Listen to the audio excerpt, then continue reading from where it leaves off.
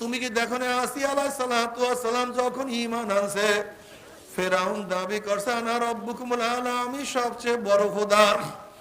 এবার ফেরাউনের জনগণ বলতে আছে আপনার স্ত্রী আপনাকে খোদা মানে না, তাহলে আমরা কেন আপনাকে খোদা মানবো?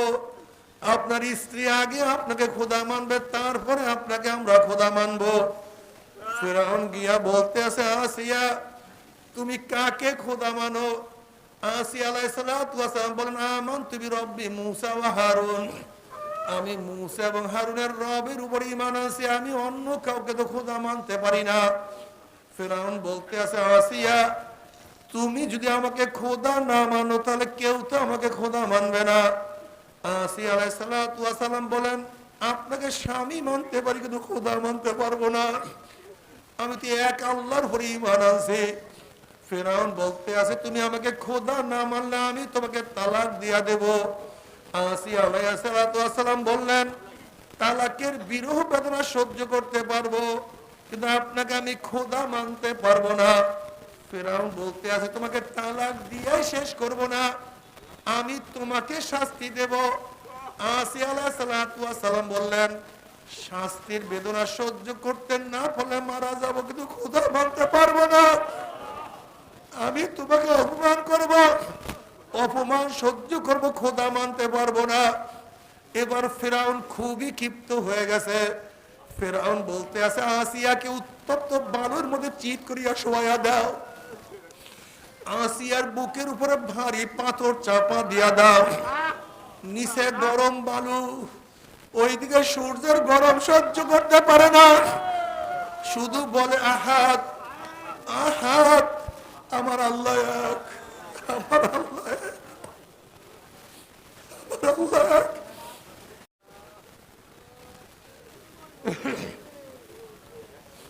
ও আমার যুবক বাবারা, আসিয়া আলাইহিস সালাতু ওয়াস সালাম ঈমান আনার কারণে উত্তপ্ত বালুর মধ্যে শোয়া ফেলাইছে। তুমি আমি ঈমান আনার কারণে কি কষ্ট করছি। ও আমার পর্দার মা বোনেরা, আসিয়া আলাইহিস সালাতু ওয়াস সালাম ঈমান আনার কারণে মকমলের বিছানার পরিবর্তে উত্তপ্ত বালুকে বিছানা হিসেবে গ্রহণ করছে। তুমি আমি মাওলাকে পাওয়ার জন্য কি ত্যাগ করলাম। এবার শুধু আহাত আহাত বলে। ফেরাউন বলতে আছে দেখো আসিয়ার মুখের কাছে কান লাগায়া দেখো, মনে হয় আসিয়া কষ্ট সহ্য করতে না পারি আমাকে খোদা মানছে, কিন্তু কানের মুখের কাছে কান লাগা পরে দেখে বলে আহাত আহাত আহাত, আমার মাওলা এক, আমার মাওলা এক, আমি মাওলা ছাড়া অন্য কাউকে খোদা মানতে পারি না। এবার ফেরাউন ক্ষিপ্ত হয়ে গেছে। ফেরাউন বলতেছে আসিয়াকে সমস্ত মানুষের সামনে উলঙ্গ করিয়া ফেলাও, সমস্ত মানুষের সামনে উলঙ্গ করিয়া ফেলানো হয়েছে। ফেরাউন বলতে হবে না, আসিয়ার ডাইন হাতের মধ্যে প্যারাগ লাগাইয়া দাও, আসিয়ার বাম হাতে প্যারাগ লাগাইয়া দাও, আসিয়ার ডাইন পা বাম পার মধ্যে প্যারাগ লাগাইয়া দাও, আল্লাহ তুমি মাফ করিয়া দাও। মূসা আলাইহিস সালাতু ওয়াস সালাম কাছে থেকে রওনা করছে। এবার আসিয়া আলাইহিস সালাতু ওয়াস সালাম বললেন আল্লাহ নবী মূসা,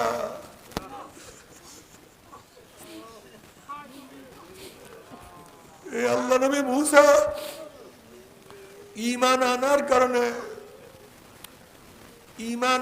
কারণে দামি দামি খাট দামি বিছানার পরিবর্তে উত্তপ্ত বালুকে বিছানা হিসেবে গ্রহণ করলাম। ঈমান আনার কারণে সম্মান ইজ্জতের পরিবর্তে সমস্ত মানুষের সামনে উলঙ্গ করিয়া ফেলানো হয়েছে, লজ্জা ভোগ করলাম। ঈমান আনার কারণে আরাম আয়েশের পরিবর্তে দেখো আমার হাতের মধ্যে প্যারাগ, বাম হাতের মধ্যে প্যারাগ, দেখো আমার ডাইন পায়ে প্যারাগ লাগাইয়া দিছে, আমার বাম পায়ে প্যারাগ লাগাইয়া দিছে, দেখো আমার লজ্জা স্তরে প্যারাগ ভরিয়া দিছে। ও আল্লাহ নবী মূসা, মাওলা কি আমাকে দেখি কি দেখে না? মাওলা আমার রাজি কি রাজি না? মুসা আলাইহিস সালাতু ওয়াস সালাম আসিয়ারে গোটা জান্নাতের দরজা তোমার জন্য খোলা হয়ে গেছে, গোটা ফেরেশতারা তোমার অপেক্ষায় আছে, খোদ আমার মাওলা তোমার দিকে তাকাই আছে। এই মুহূর্তে যেই দোয়া করবা আমার মাওলা সেই দোয়াই কবুল করবে। উম্মে আসিয়া আলাইহিস সালাতু ওয়াস সালাম আল্লাহর কাছে দোয়া করলেন, রব্বি ইবনি ইনদাকা বাইতাম মিনাল জান্নাহ ওয়া নাজ্জিনি মিন ফিরআউনা ওয়া আমালিহি ওয়া নাজ্জিনি মিনাল কওমিজ জালিমিন। মাওলা হে, জান্নাতের মধ্যে তোমার নিকটে আমার জন্য একটা ঘর বানায়া ফেলা। যদি শুধু জান্নাত দাও, তোমাকে না পাই, ওই জান্নাত আমার জন্য জাহান্নাম হয়ে যাবে। জান্নাতে গিয়া তোমাকে দেখতে না পারলে আমি সহ্য করতে পারবো না।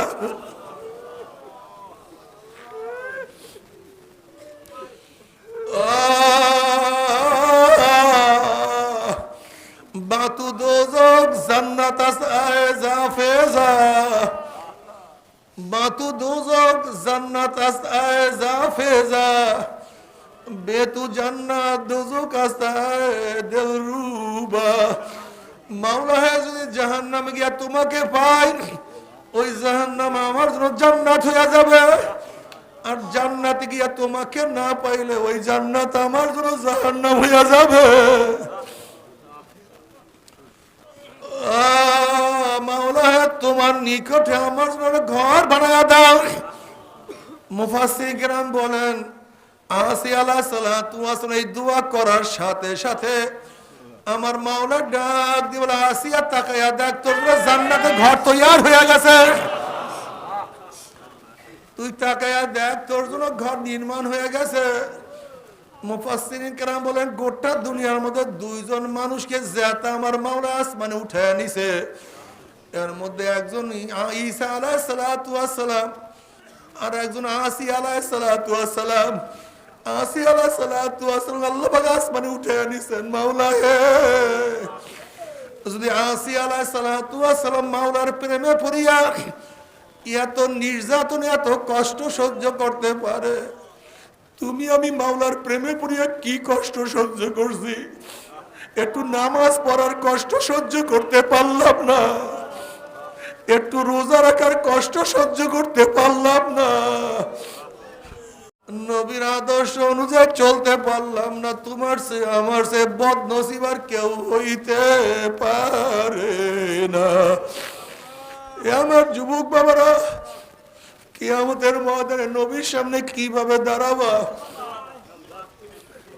কিভাবে দাঁড়াবা? তুমি কি জানো না, নবী আলাইহিস সালাতু ওয়াস সালাম হাউজের কিনারা গিয়া ডাকবে, ও আমার উম্মতরা, আমি তোদেরকে এক পেয়ালা হাউজে কাউসারের পানি পান করাইয়া দেব। 50,000 বছরের মধ্যে আর কোনোদিন পানির পেশা লাগবে না। সমস্ত মানুষ দৌড় দিবে হাউজের দিকে। পথের মধ্যে গেটের মধ্যে একদল মানুষ দিকে ফেরেশতারা আটকাইয়া বলে, আল্লাহ তুমি মাফ করিয়া দিও, আল্লাহ তুমি ক্ষমা করিয়া দিও। গেটের মধ্যে একদল লোককে আটকাইয়া ফেলাইবে। ওই সমস্ত হতভাগা লোকরা বলবে, ইয়া নবী আল্লাহ, ইয়া রাসূলুল্লাহ, আপনি আমাদেরকে ডাকছেন কিন্তু ফেরেশতারা আমাদেরকে আসতে দেয় না। নবী আলাইহিস সালাতু ওয়াস সালাম, ফেরেশতারা ছাড়িয়া দাও, আমি আমার উম্মতকে এক পেয়ালা হাউজে কাউসারের পানি পান করাইয়া দেব। 50,000 বছরের মধ্যে আর কোনোদিন পানি পয়সা লাগবে না। তখন ফেরেশতারা বলবে, ইয়া নবী আল্লাহ, ইয়া রাসূলুল্লাহ, আপনি তো জানেন না, আপনি দুনিয়ার থেকে বিদায় হওয়ার পরে কপাল পরে নামাজ পড়তো না, রোজা রাখতো না, বরং দিনকে নষ্ট করিয়া বলাইছে। ও আপনার দিনকে পছন্দ করতো না, বরং যারা আপনার দিনকে পছন্দ করতো তাদেরকে কত টিটকারি, কত ফাইজলামি, কত অপমান, কত অপদস্থ করছে, কত আঘাত করছে। ইয়া নবী আল্লাহ, ইয়া রাসূলুল্লাহ, কপাল পরে আপনাকে নেতা মানতো না, আপনার নেতৃত্ব পছন্দ করতো না। ওলামায়ে কেরাম যারা আপনার ওয়ারিস, তাদেরকে কত ঘৃণা করতো। ইয়া নবী আল্লাহ, ইয়া রাসূলুল্লাহ, এই নাফরমান তো দিনকে পরিবর্তন করিয়া ফেলাইছে। এই কথা শোনার সাথে সাথে আমার নবীর কলিজা ব্যথা লাগিয়া যাবে। আমার নবীর কলিজায় খুবই কষ্ট লাগবে। অমনি আমার নবী বলবে সোকান সোকান, দূর হ দূর হ দূর হ, তোরা আমার উম্মত না। এ কপাল পোড়া কিয়ামতের ময়দানে নবী আলাইহিস সালাতু ওয়াস সালাম যদি তোমাকে আমাকে পরিচয় নাই দেয়, কে পরিচয় দিবে? কে সুপারিশ করবে?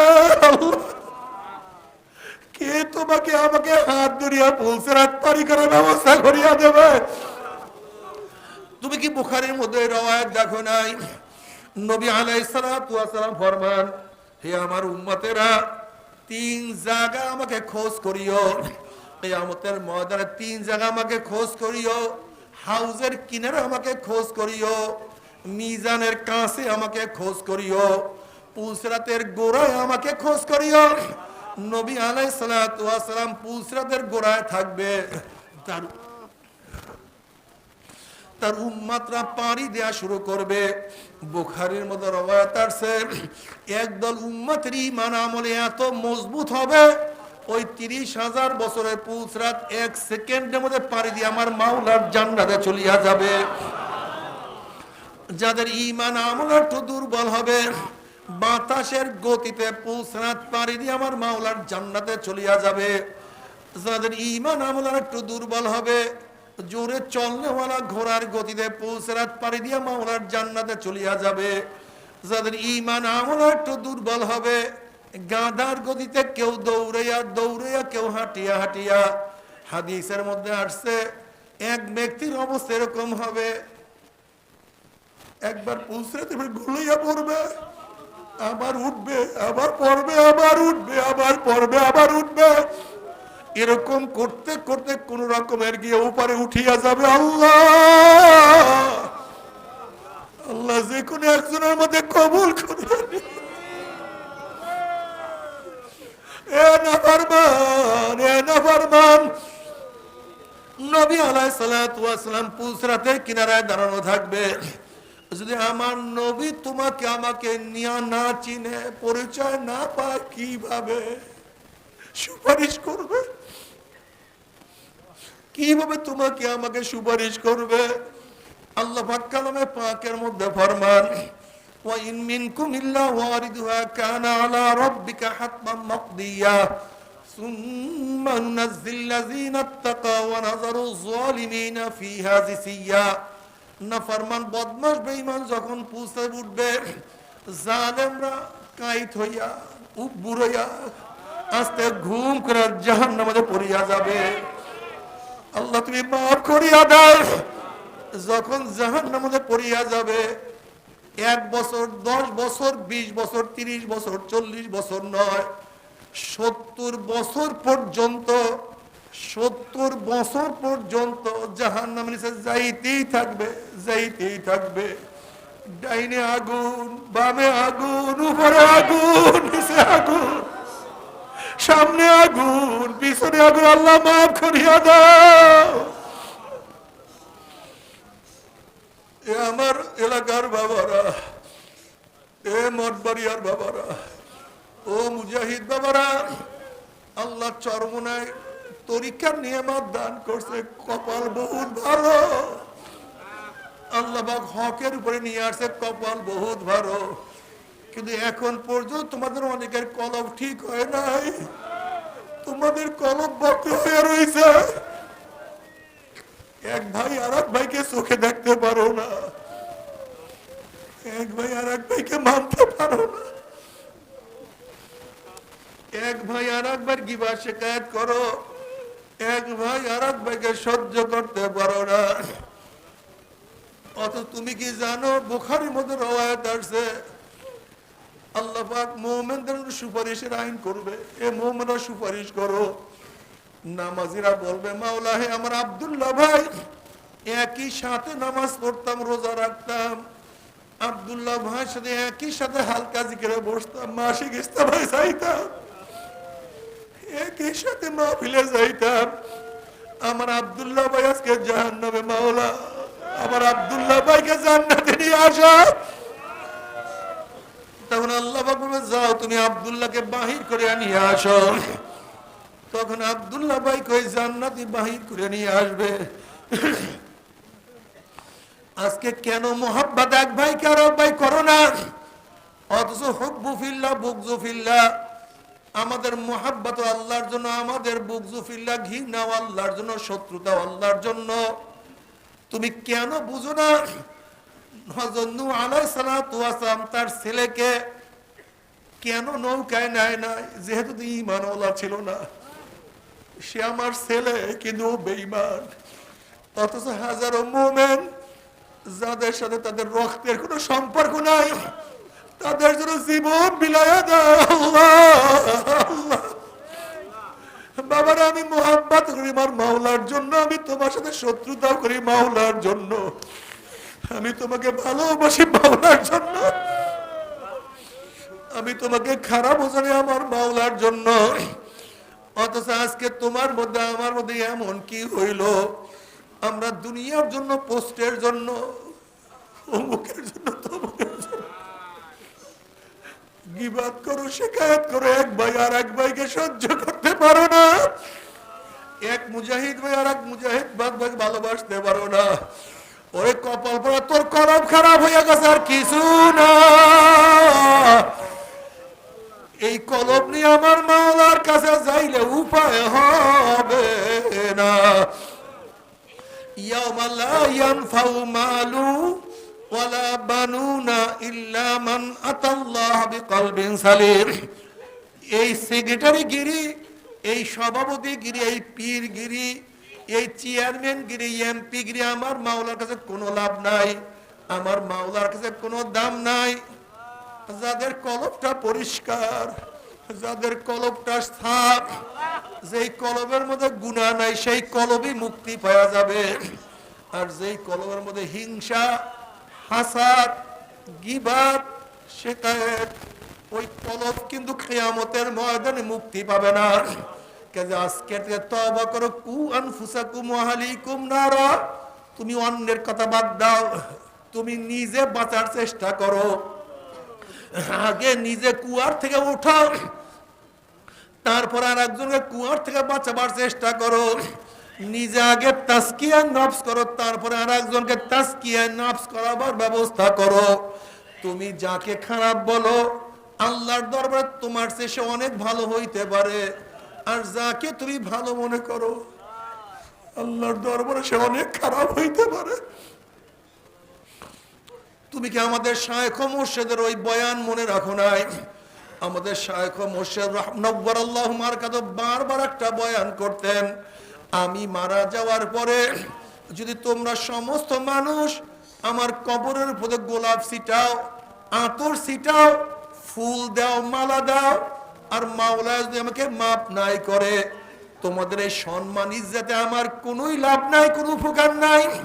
আর আমি মারা যাওয়ার পরে গোটা দুনিয়ার মানুষ আমার কবরের মধ্যে ঝাড়ু মারে, ঝাঁটা মারে, অপমান করে, অপদস্থ করে, আর মাওলা যদি আমাকে মাফ করিয়া দেয়, তোমাদের অপমান আমার কোনো ক্ষতি নাই, কোনো ক্ষতি নাই, কোনো ক্ষতি নাই। বাবারে তুমি চিন্তা করো, কবরে গেলেই মাপ পাবো কি পাবো না? কিয়ামতের ময়দানে আমার আমল নামাকি নেকের পাল্লা ওজন হবে না, গুনার পাল্লা ভারী হবে। এই চিন্তা ভাবনা করো, সব সময় নিজেকে নিয়ে ব্যস্ত থাকো, সব সময় নিজের চিন্তা করো, আমার গুনার অবস্থা কি, আমার ইমানের অবস্থা কি, আমার কলবের অবস্থা কি, আমার চোখের অবস্থা কি, আমার হাতের অবস্থা কি। গুনাহ যা করছি তওবা করতে পারছি কি পারি নাই, আবার তওবা যা করছি আমার মাওলায় মাফ করছে কি করে নাই। খবরদার হিসাব নিকাশ না মিলাইয়া কেউ মাওলার কবরে যাইও না। তবে মুমিন মুসলমান বলতে সবাইরই মনে চায় গুনাহ থেকে ফিরিয়া নেক আমল করিয়া মাওলার জান্নাতে কিন্তু সবাইরই যাইতে মনে চায়। গুনাহ নিয়া মাওলার জাহান্নামে কাউরি কিন্তু যাইতে মনে চায় না। কিন্তু কেনই বা আমরা নেক আমল করতে পারি না, কেনই বা গুনার কাম ছাড়তে পারি না? এর মূল কারণ হলো আপনার এবং আমার পিছনে নফস এবং শয়তান লাগিয়া রইছে। এই নফস এবং শয়তান থেকে বাঁচার জন্য যে কোনো একজন হক্কানি আল্লাহর ওলির হাতে হাত দিতে হবে রে বাবা। খবরদার, বর্তমান জমানায় পীর মুরিদ নামে ভেজাল, ব্যবসা, দলাদলি, হিংসা, হাসাদে পরিণত হয়ে গেছে। সমস্ত আল্লাহর ওলির একমত, যেই পীরের 5 জন মুরিদের মধ্যে কম পক্ষে 3 জনকে দেখবা আলহামদুলিল্লাহ সুন্নাত মুআফিক আমল আকলাক মজবুত হয়ে যাইতে আছে, গুনার কাম ছাড়তে আছে, নেকের আমল ধরতে আছে, কলব নরম হইয়া চোখে পানি আসতে আছে। বৃক্ষ তোর নাম কি, ফলে পরিচয়? আমি চরমোনাই বুঝি না, চরমোনার দাওয়াত, প্রশংসা, প্রচার প্রসার করার জন্য আসিনি রে বাবা। চরমোনায় যাওয়ার তোমার কোনো দরকার নাই, কোনো দরকার নাই, কোনো দরকার নাই। তুমি যার কাছে গিয়া পারো গুনার কাম ছাড়ো, নেকের আমল ধরো, কলব নরম করিয়া চোখে পানি নিয়ে মাওলার কবরে যাইও। যেরকম দুনিয়ার ঘরে আগুন লাগলে পানি ছাড়া নিবানো যায় না, ঠিক তদ্রুপ তোমার এবং আমার গুনার দ্বারা যেই জাহান্নামের আগুন জ্বলিয়া রইছে, চোখের পানি ও ছাড়া কিন্তু জাহান্নামের আগুন নিবানো সম্ভব না। কাজে আমার জন্য দোয়া চাই, আমিও দোয়া করি। সবাই সবার জন্য প্রাণ খুলিয়া দোয়া করো, যেন কিয়ামতের ময়দানে গলাগলি বাঁধিয়া মনে একসাথে জান্নাতে যাওয়ার তৌফিক দিয়া দেয়।